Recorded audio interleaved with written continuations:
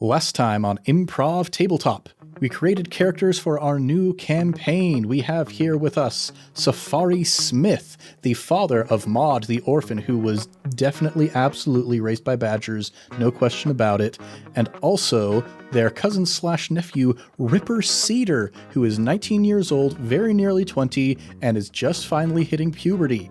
This family has some skeletons in their closet, and we don't know what those are yet, but we're going to find out here in the world of Jumanji Falls.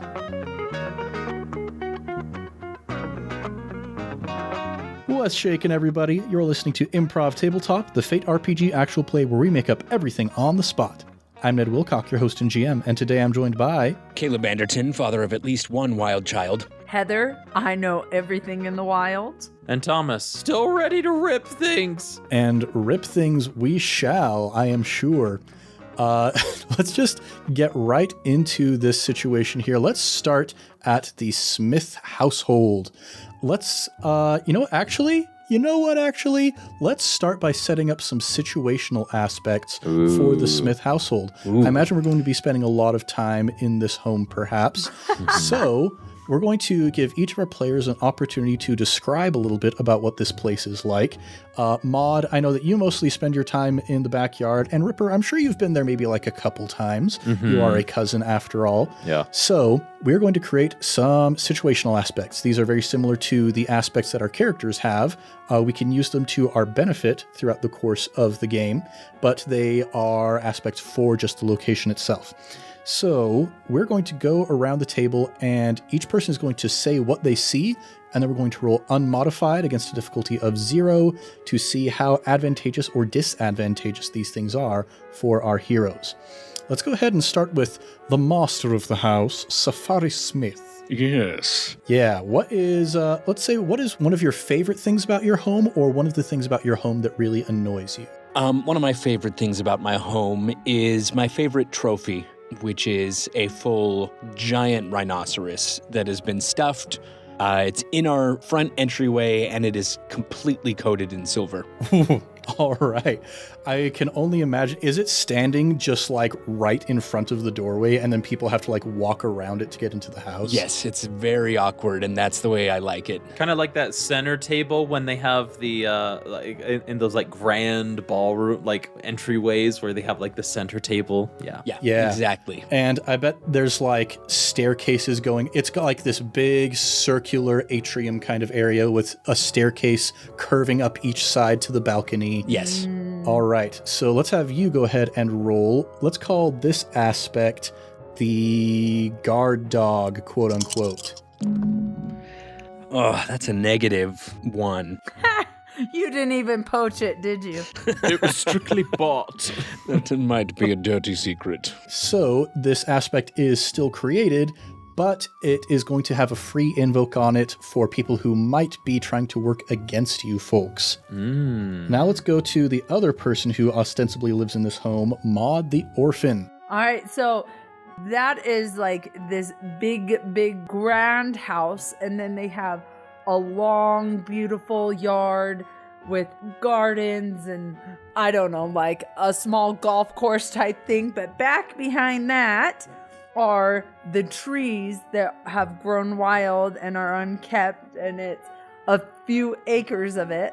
And Maud has, so when you get into the trees, the first few trees look like really pretty and pristine and like they've been taken care of, and then after that it looks more like a scary wood where they've all like grown into each other and grown sideways, and branches darting off and lots of sticks and leaves on the ground. And between the pretty trees, the like, you know, those sculpted pine tree things that create a line in between her forest and their yard, back in the real forest she has created a little moat around it that's not very big. It's like a foot or 2 feet deep, a foot wide, but for her it's like a moat that goes around it, and it's covered in sticks on top, so no one knows that they'd actually like fall in ish or break their leg. And it's fuzzy sticks, which no one would know upon this, but they're just like covered with spiders, Oh, great. with fuzzy spiders. Ew. Wow. So you've got this sort of defensible sanctuary of sorts out in this backyard here. Mm-hmm. I also like you were talking about these trees kind of like sticking out at weird angles. I wonder if maybe that's part of like the strangeness, the weirdness of what's going on in this town. Just like this almost non-Euclidean section of this forest that your people are like constantly getting lost in, but you know your way around it. So let's call this a non-Euclidean sanctuary. My math brain is happy. +1. +1. All right. So Nice. this aspect is also created, and we get a free invoke on it for our heroes if they would like to use it. Hooray. And now let's go over to Ripper. So I visited a few times, and Ripper has tried to investigate every aspect of this house. There's a lot of things like Ripper's almost become an expert on a lot of things in this house. The one place he hasn't gone into, though, is the greenhouse outside. It's the glass greenhouse. The windows are misted, fogged up. You can't quite see through them because of like the algae or the moss.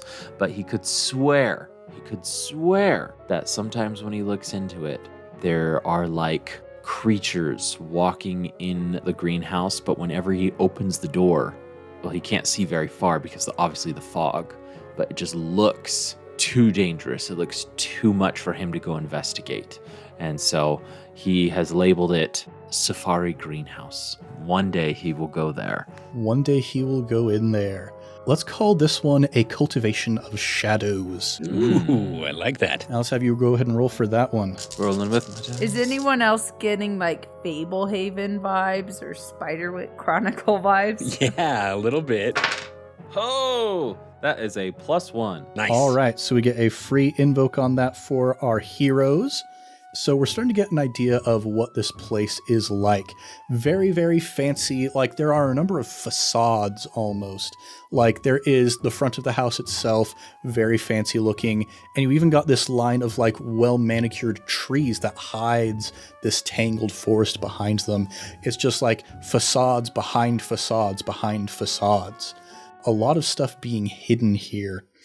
And we wake up one bright, crisp morning as Safari Smith, you are back home from one of your many adventures on the other side of the seas.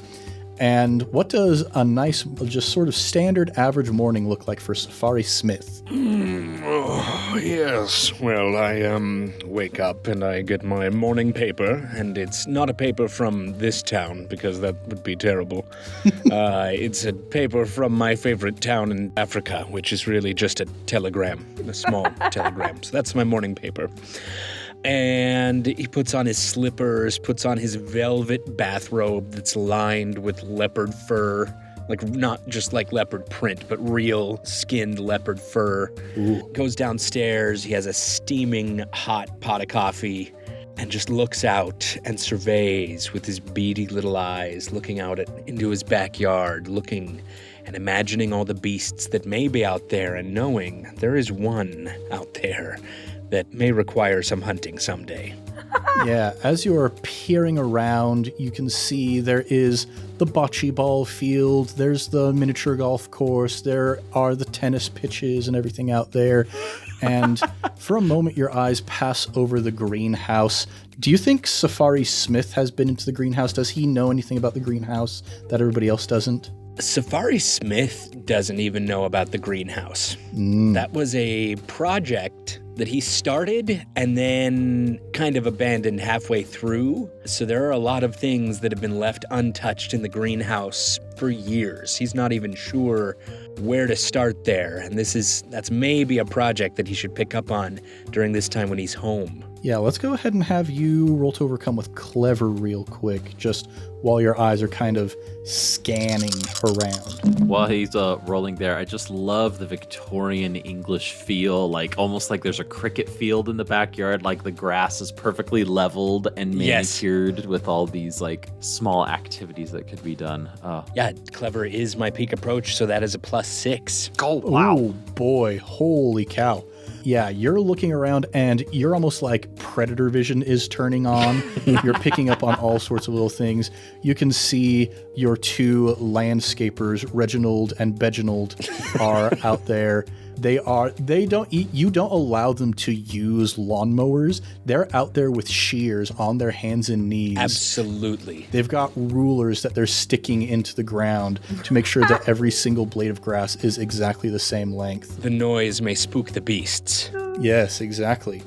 And you peer around, and deep down into the forest, you can catch a glimpse of something hanging from a tree, something gangly, a little bit scraggly, and you think, yes, there she is, out there in the deep dark of the jungle. But there is also something weird that you pick up in the greenhouse. You're scanning over and you could swear that you see movement behind one of the fogged up green glass windows. And then you peer back and it seems to be gone. What did you think you saw? What it looked like was a big, hulking, sloth-like shape. But if a sloth were to walk upright, sort of hunched over. Something bulky, something slow, something ancient, perhaps. Perhaps. But surely it was nothing. Yeah. Because you peer back and it's gone. Yes. So it was just a trick of the imagination, perhaps. Of course. Reginald, make sure that the grass is perfectly aligned. Yes, of course, Mr. Smith. Can we have our bonuses now? You've been promising them to us for 5 weeks. Oh, no, not yet. Not until the grass is done. But here's the thing, Mr. Smith. I'll walk over and I'll say, listen, gentlemen, this is going to be a big day. I can feel it in my bones. And I'm going to hand them each a single gold doubloon. Bonuses indeed. I'm not going to complain any more about the fact that your lawn is so large that by the time we're done snipping the grass on one end of the field, it's already grown half an inch on the other end of the field, and we have to go back and start over again from the beginning. I was going to complain about that, but now that I've got this shiny piece of gold, I think I can resist. There is more where that came from if I can rely on you two. Oh, but Mr. Smith, where does the gold come from, though? You say there's more where that came from, but where is from? We do not ask the questions, my boy. And Reginald smacks Beginald upside the head and says, exactly. We just take the gold, we bring it down to the pawn shop where the unscrupulous pawn shop owner doesn't ask any questions, and we cash out, and we buy way too much sugar. Yes, exactly. As it should be. And your instincts that today was going to be a very, very big day seem to be right on the money, because you can feel the hairs on the back of your neck beginning to rise. Your ears pick up the sound of wheels crunching down the driveway and the sound of footsteps walking towards your front door. As I always do, I will scale one of the trees up to the balcony and get over and survey whoever is coming in through the scope of my blunderbuss before they get there. Yeah, and you can see that walking up the front drive towards the steps, towards your front door, getting ready to knock, is your terrible, terrible brother Stanley and his terrible, terrible son Ripper. Oh, not today. Imbeciles. I'll just yell from up above.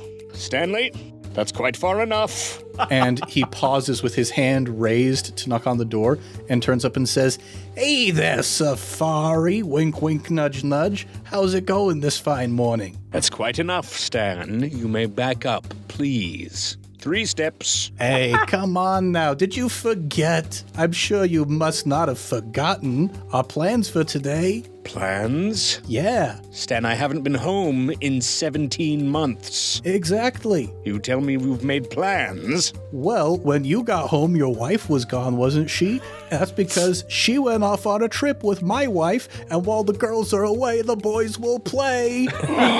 And Ripper, he smacks you very hard on the back and says, "Isn't that right, boyo?" And I raise and I go, "Hi, Uncle Sam. Good to see you."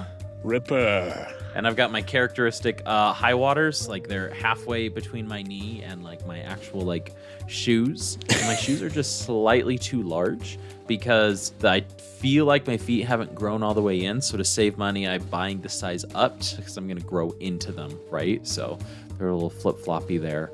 But my shirt is been stretched out a lot to try to fit me. But you can still see a tiny little bit of skin when I raise my arms up between my belt and my tiny little belly button right there. So, and of course, wearing my trucker hat with the letters AR on the front of it. And if you were to look closer, right after the A in small letters would be anxiously. And then right after the R would be Eddie, anxiously ready.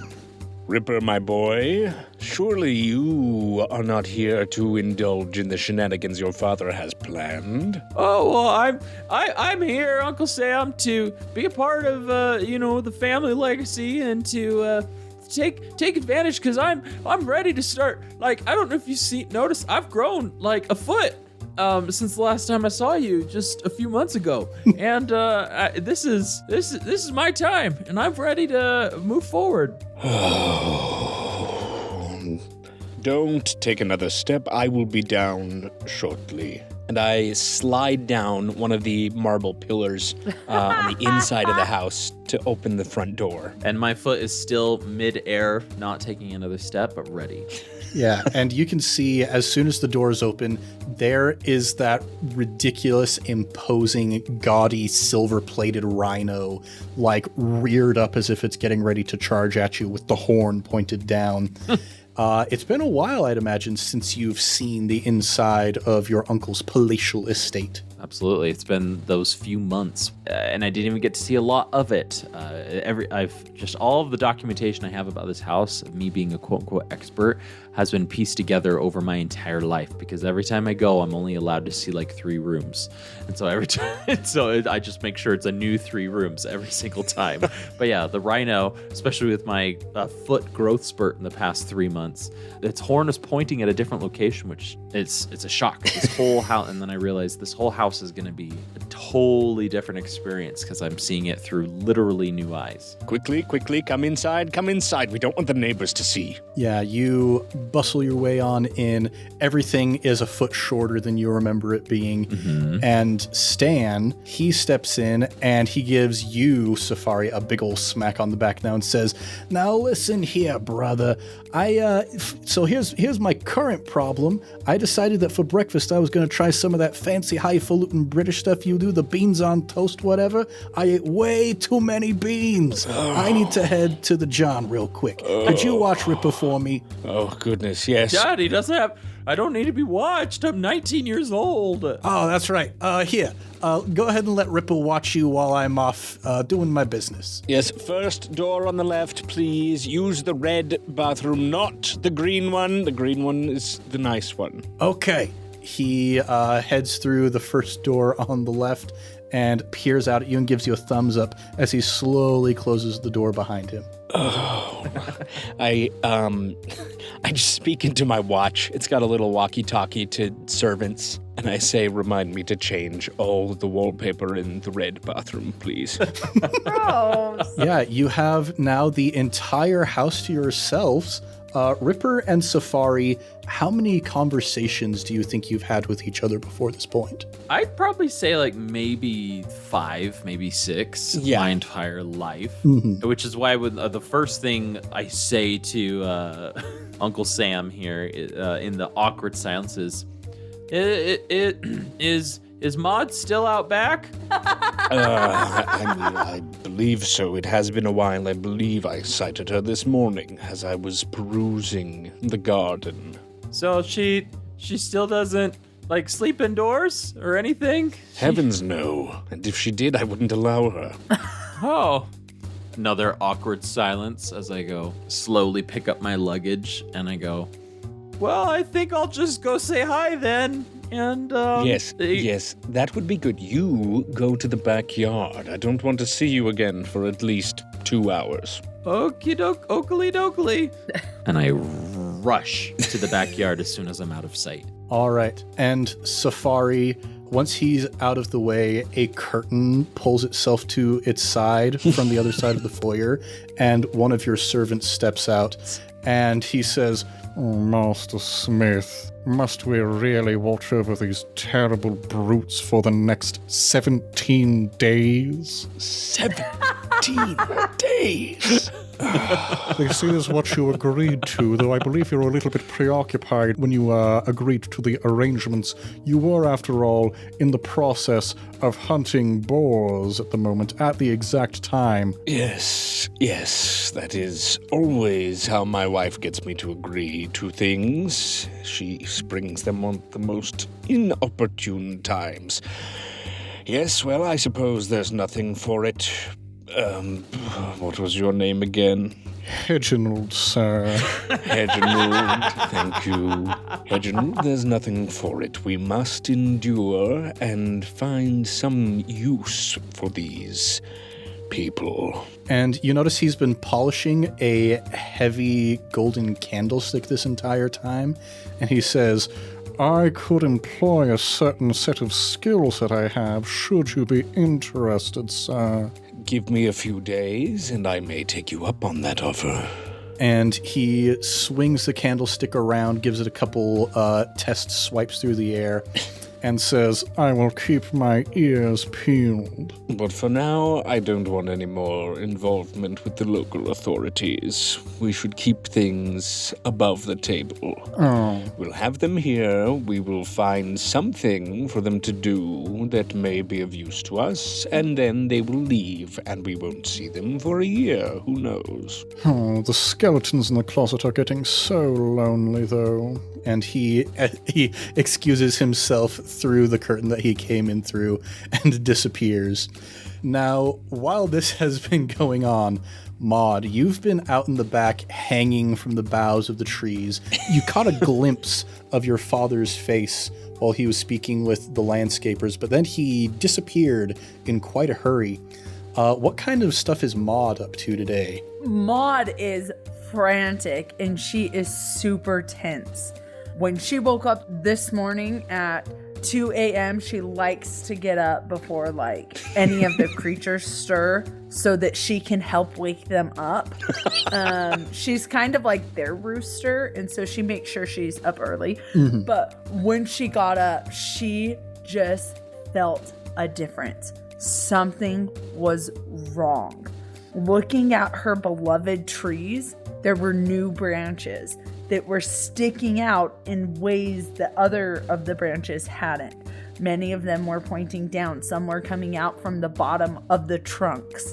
The forest had started to change, and she just had this horrible feeling. So she ran up to the pine trees, the sculpted trees, and went to look to see if she could get any clue. And she saw her father, who hasn't been around for 17 somethings for a very long time. Months, yeah. Yeah, those things. It's been a long period of time. Yeah. And things were going good without him, or that man that she sold as her father, right? And so she like sees that man peering at her, and she knows he sees her, and it clicks. There was one of her friends, animal creature friends, had helped her months ago move the leaves and branches in such a way in this ritual, kind of like reading tea leaves. And they had gotten a premonition. Oh my God. Of that very moment when a hunter from up top spots his prey. Ooh. That'll be the day that everything goes wrong. Maud has this whole society and ecosystem back here.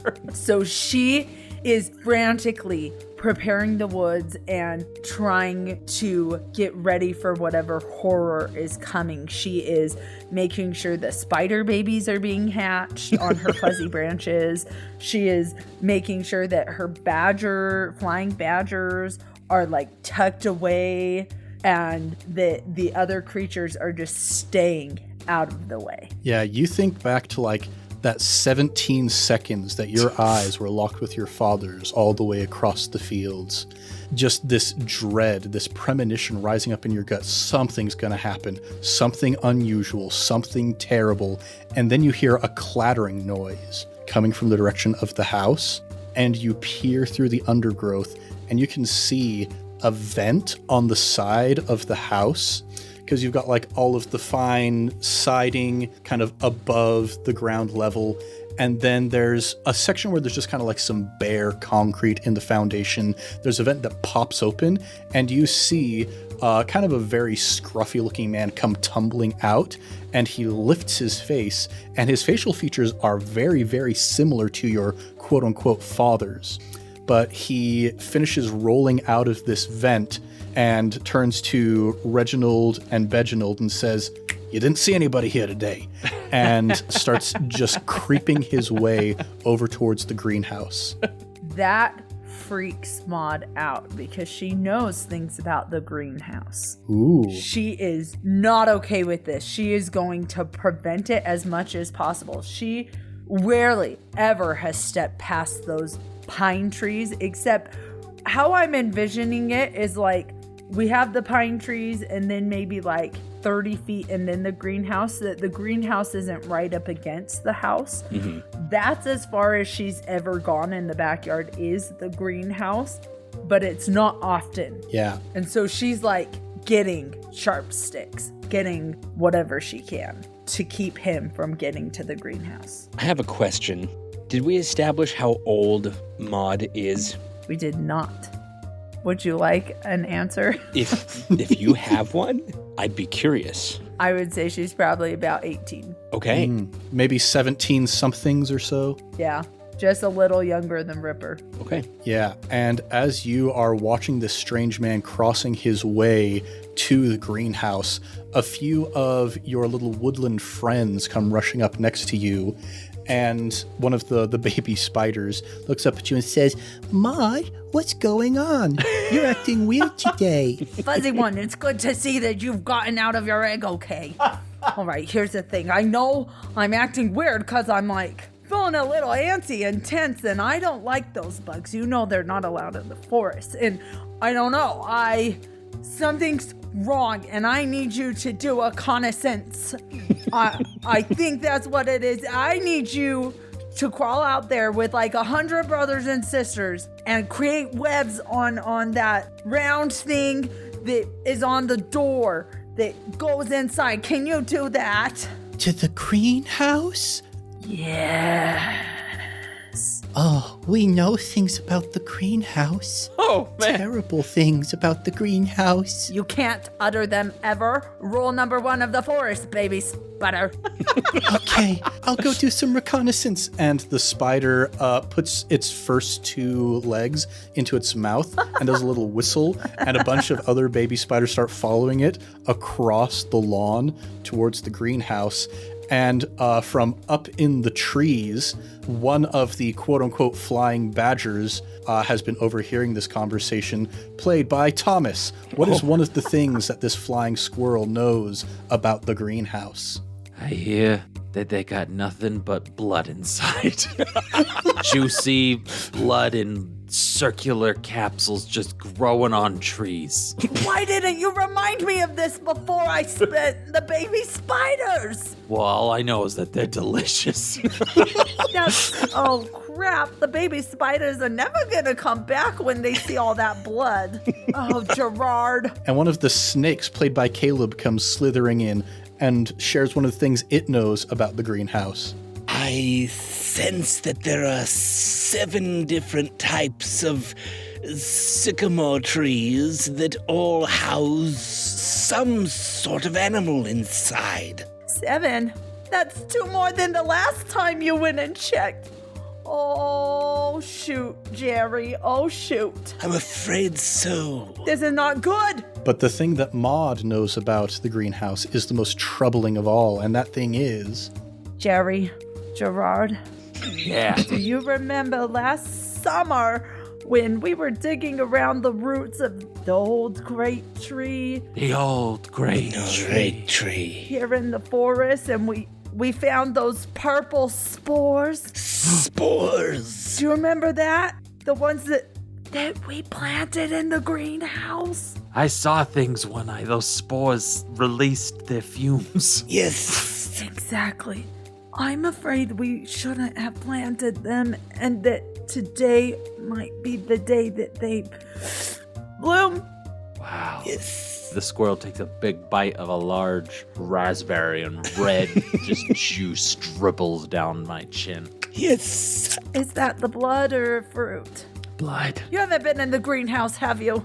I got this from the greenhouse. Gerard! Oh! Yes, those spores were quite hallucinogenic. Not good for baby spiders. Not good for anybody. Especially not the baby spiders. Now that I'm talking to the most sensible creatures in the forest, I am now feeling regret about that decision. At this point, Ripper is with both of his suitcases held up high to where his arms are like in right angles and just like parallel to the lawn.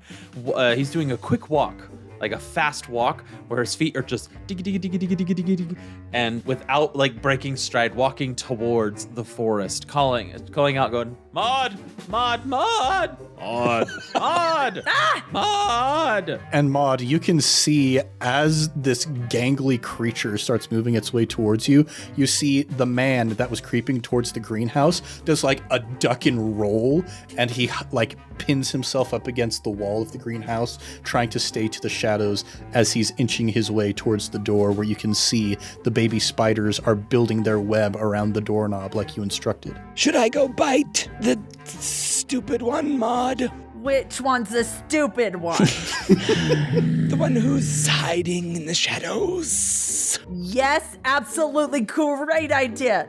Tell the baby spiders while you're at it to come right back when they're done with their webs, please. Do not go inside. Okay. Bad omen on the day of the greenhouse. I will slither on over and bite this weird, smelly guy on his ankle. All right. Let's have you go ahead and roll to attack with sneaky. Snakes are definitely going to have a +3 sneaky. Ooh. Goodness, that's a good thing. That's a +2. All right. I'm going to roll clever for Uncle Stan to see if he can notice this snake. Out of curiosity, Caleb, what kind of snake is this? He is, I know so many things about snake. He's an asp. Mm-hmm. Yes, so this asp goes slithering up, and your +2 against Uncle Stan's -1. Yes. You just get him right on the ankle, right as he's reaching towards the doorknob, and he yelps out in pain, and he jerks forward, and he just tumbles through the glass door. There's a shattering as he falls into the building, and you can see like this puff of vapor and, yes, purple spores come puffing out of the new open entryway. Maud! Maud! I'm here! Real Maud! quick, can I just add for those who don't know about the asp? The asp viper is from Europe, so it would have been brought over by Maud's father or somebody. Yes. And it is very venomous. Yep. So, for those who don't know. Bad omen. He found me!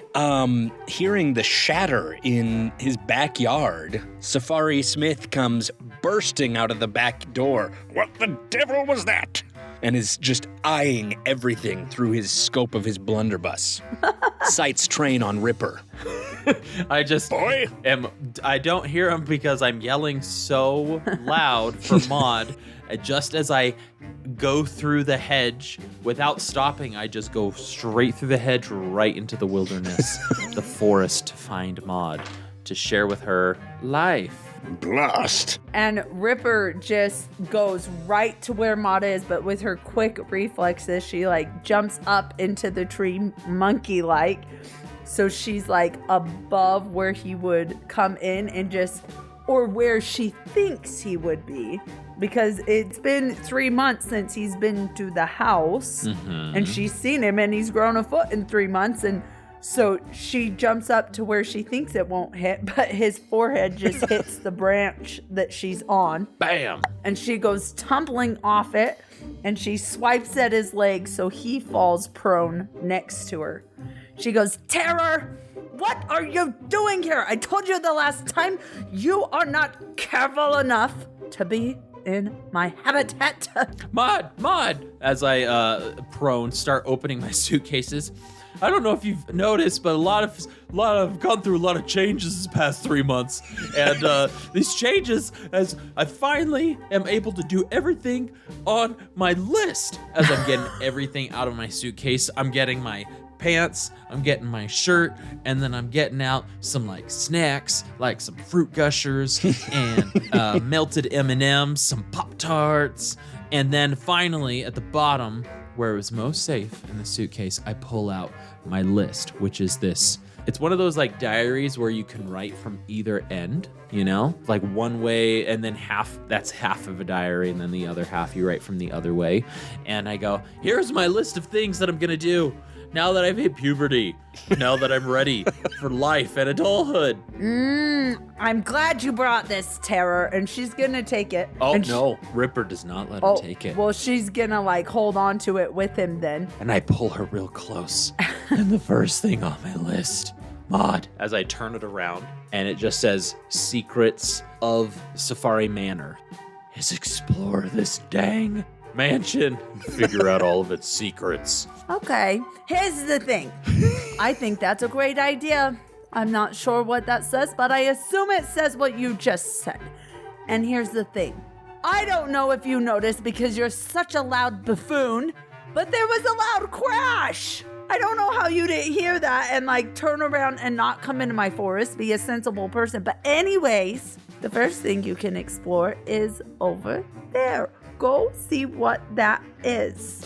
Beware of the purple fume. As I look over to the greenhouse, I go, excellent! And I open the other suitcase where it is filled with post-apocalyptic gear and survival gear. So you've got like your classic machete, you've got your classic heavy-duty like Glad black trash bag, you've got your duct tape, you've got sponges, you've got a grappling hook, you've got all sorts of these things. And I go, Maud, we're gonna have a great adventure together. And I just start handing stuff to Maud. And as he's doing that, she realizes that this is really smart because the hunter's out there. She can't go out there looking as she is. So she even takes his hat off of him and hides her red hair inside, pulls that AR hat down and grabs like clothes from his suitcase and puts them on and puts the machete right in front of her next to her sharp stick. And like the sponges are over her ears because his breathing is just so loud. So she like kind of ties them on her ears. Just like duct tapes the sponges to her head. Yeah. Yeah. Maud, the hunter is your father. Just at this moment, her father comes walking through the hedge. Boy, where did you go? Yes, I'm here. She pushes Ripper to the ground. And as you, like, I imagine you put your foot over my mouth. It's all like, And she like kind of puts the suitcases over you real quick, like pushes you down and covers you up. And he stumbled into this clearing and says, boy, did you break my greenhouse? You'll pay. No, man, I did not. But I will go help you clean it. You first. So, hold up. I'm so confused. you just need to clarify a few things. It's perfectly sensible. Yeah. Your daughter is pretending to be your nephew. Yes. And doing an absolutely With sponges and duct tape. Maud, roll with sneaky to see how convincing this is. Safari Smith, roll with clever to see if you can see through the disguise. Oh, It's a +3. I got a -1. Yes, there's nothing getting past that impenetrable trap of a mind, Safari Smith. Maud, take off that blasted hat. She's just gonna punch him in the nose. Ooh. She has never talked to him before. This is freaking her out, and it's the bad day. So she's just gonna punch him in the nose. She's never had a conversation with her father. I'd like to catch her fist. All right, that sounds like forceful versus quick. Forceful for Maud, quick for Safari Smith. Classic Heather approach. all of her characters. Immediate violence. I play scared, anxious characters. Did I really put quick at 0? That was a dumb thing to do. Yeah, you did. That was a dumb thing to do. I still got a +2. I got a +3. Dang it. Ooh, so that's 1 point of stress to Safari Smith as you get clocked right in the nose. Now, while all of this is going on, what the camera pans over to see is those purple spores that have been wafting through the air are landing on various plants. They land on trees, they land on ferns, they land on vines. And as the spores land on this vine and start to sink in, you can see like this capillary action as if the veins of the plant are being suffused with this purple infection, and it begins to twitch and move and slither across the litter on the ground, the decaying leaves, towards this trio. Everybody make just a flat roll for me. Okay, flat roll. Ooh, that's a -1. Ooh. I got a +1. +1. No, that's a -2. -2. I am underneath Maud's foot. Prone. Before we move on, can I say something about the flying squirrel, though? As the flying squirrel's eating, you gave me so much volition with this random character now. What's Gerard up to? Gerard is just like munching on these raspberries and sees the purple like spores. And as he's like munching on a raspberry, he sees a purple spore like floating before him, and he like gingerly like holds his paw out to go like touch the purple spore as it comes up to him. All right. And he touches it, and now I relinquish control of Gerard.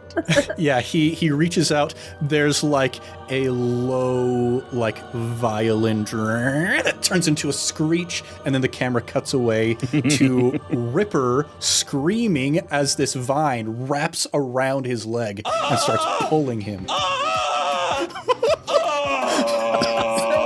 Maud's foot was on his mouth. Did I bite on it. I didn't grab onto Maud before she hit me, but I'd like to think that I've grabbed on now, so it's just the three of us being pulled by this plant. Yeah. Oh my gosh. So Ripper's being pulled by his ankle. He's got his teeth on Maud's shoe. And then Safari Smith hanging on, and the three of you are just being like the jankiest train in the world. The three of you all lashed onto each other, just being pulled like zigzag cartoon style through trees, through bushes. Like, you go through a bush and all of you come out the other side. You've got like leaf mustaches and beards. Then you go slamming into a tree and it leaves your imprints in the side of the tree as it's just pulling you along. And after a while, you start getting closer to the source and you can hear this and you can see this bulb, almost like the bud of a flower, opening up and then flex like lips with thorns like teeth on the inside and begins smacking its thorny lips as you are getting drawn in closer. What would you like to do? Is the vine coming from inside of that mouth? It is, yes. Well, since I have geared up for this adventure with post-apocalyptic, I'm gonna pull out my mini chainsaw. Of course. And I'm going to and just try to cut off this vine that's dragging me at my ankle, and while still latching on to Maud's foot, I guess, and pulling her closer. Yeah. I'm gonna try and cut off this vine. All right. For the audience, can I just say that Thomas motioned that the mini chainsaw was 3 inches long? I just think that was really important because when I heard mini, I thought like 1.5 feet, but no, it's 3 inches. It's got a minute worth of gas max. Like, it's just like, it's got a few drops, a lot of fumes, and then it's done. All right. I think this sounds like a pretty careful action to not slice yourself as you're going for this vine here. So go ahead and roll to overcome with careful.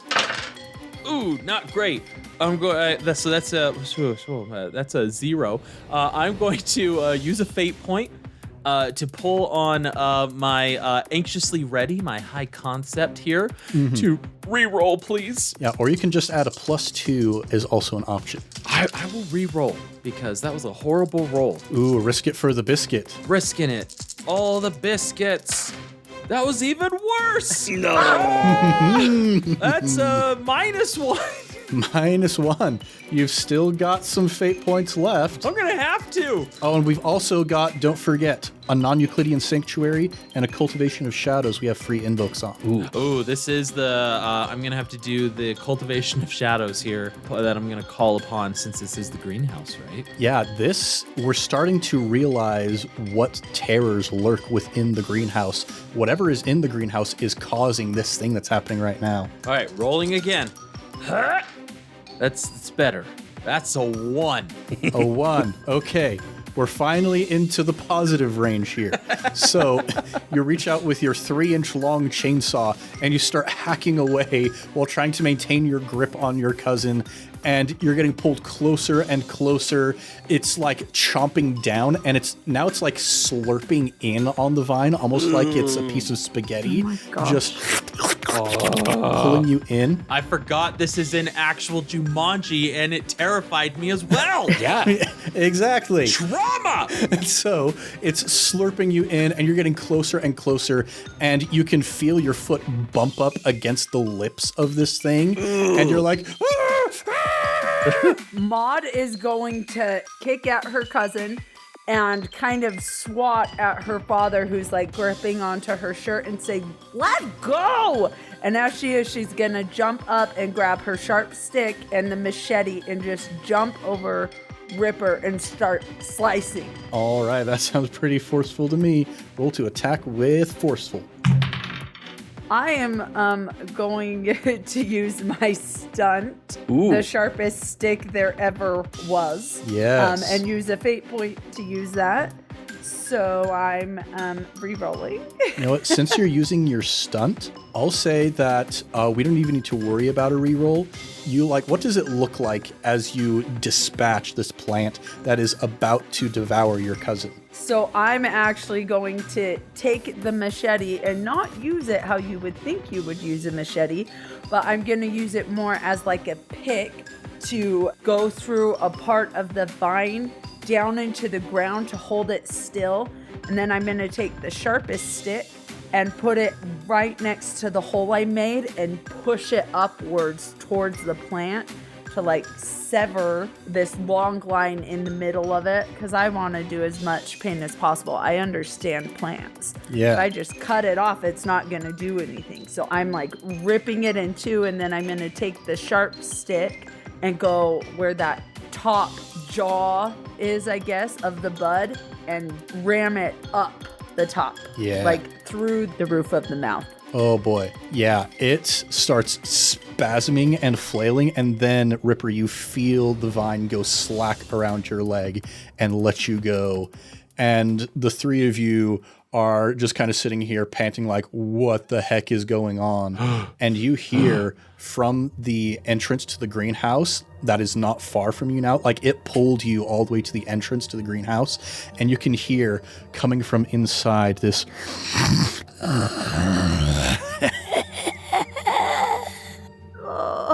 I venture forth.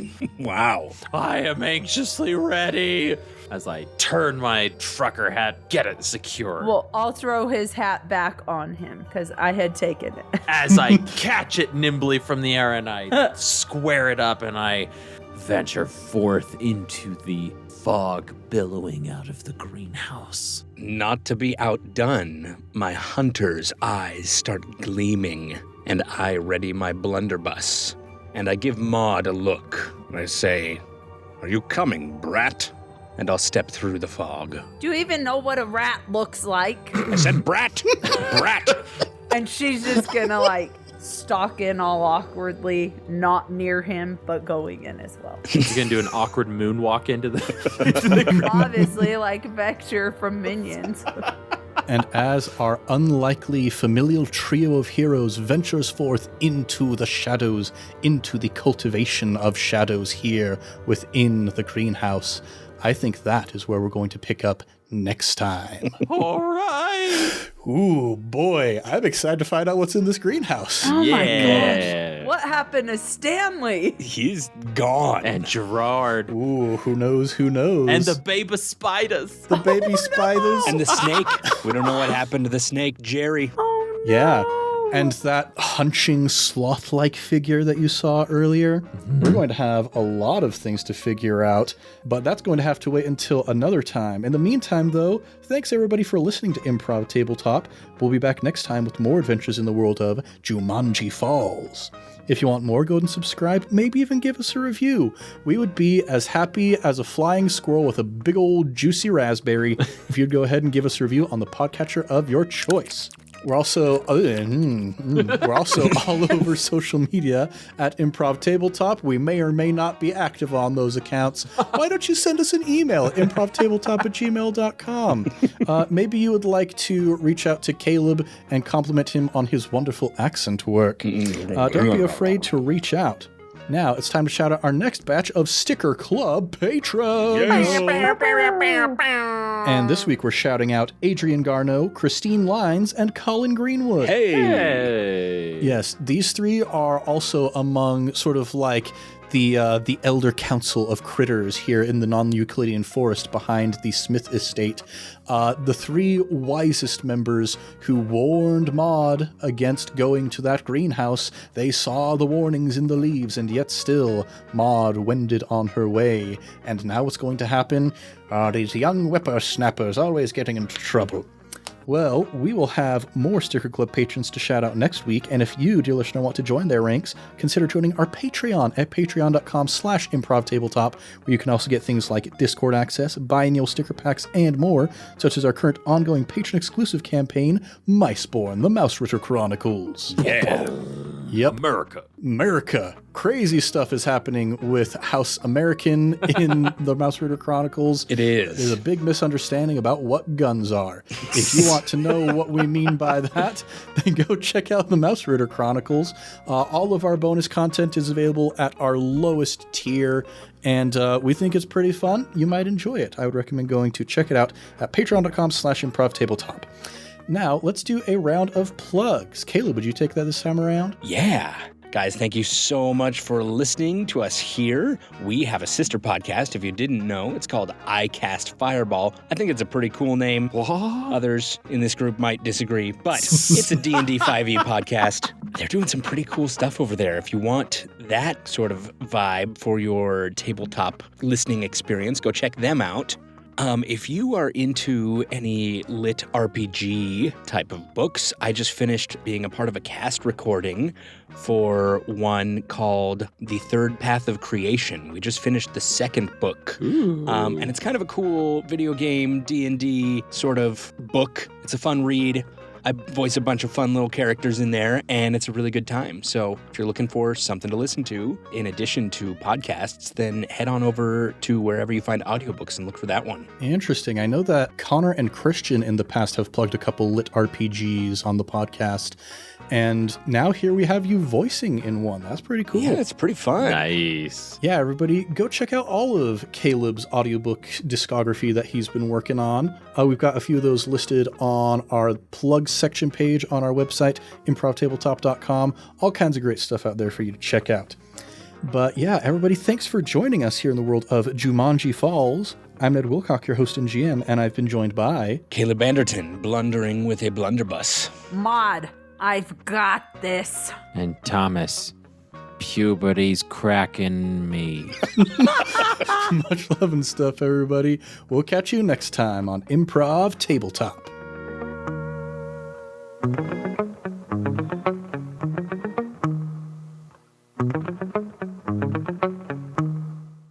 Let's go. Wah! Ha ha! Ah, wah, wah, wah, wah, wah. So long, Bowser.